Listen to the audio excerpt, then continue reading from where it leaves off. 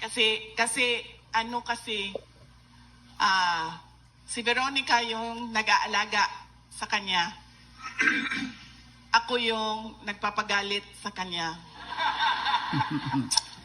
Pag mga chismis, ganyan, mga kung ano-anong pangpagalit, ako yun. Mga pangangailangan niya, gupit ng buhok, yung kanyang pagpapatina, paggupit ng kuko niya, yan kay Veronica lahat. Kain niya, damit niya, kapatid ko ang nagpapanigurado na maayos yan lahat. So ito lang, ang tagal niya naasikaso ang paggupit ng kuko. Kasi magpapaschedule si Veronica, darating ang maggupit ng kuko, pagdating doon ayaw niya magpaggupit ng kuko. Aragoy. Tapos malalaman ni Veronica dahil magrereklamo siya.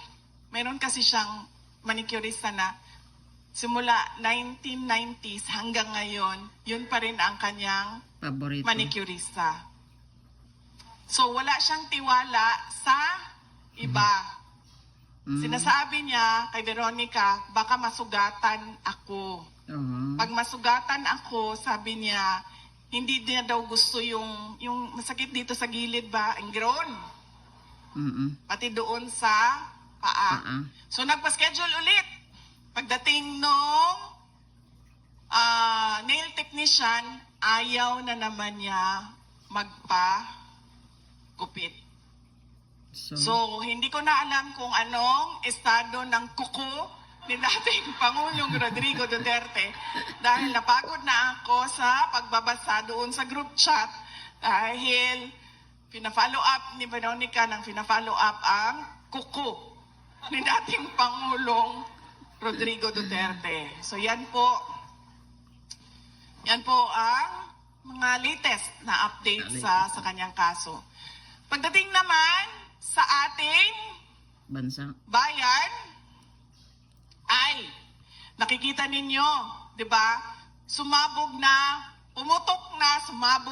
ang 2025 budget. Kung maalala ninyo, July 2024 ako nag-resign. July 2024. Dahil yan din yung simula ng budget. Noong 2023, sinabi ko sa inyo, noong 2022, nagka-problema na kami sa DepEd budget. Dahil gusto nga nila kunin yung school building fund. Billion-billion kasi yan. Noong first year, hindi nila nakuha. Kasi nagawa namin ng paraan na sinabi namin, may department order kami. Kung ang Oh, shock.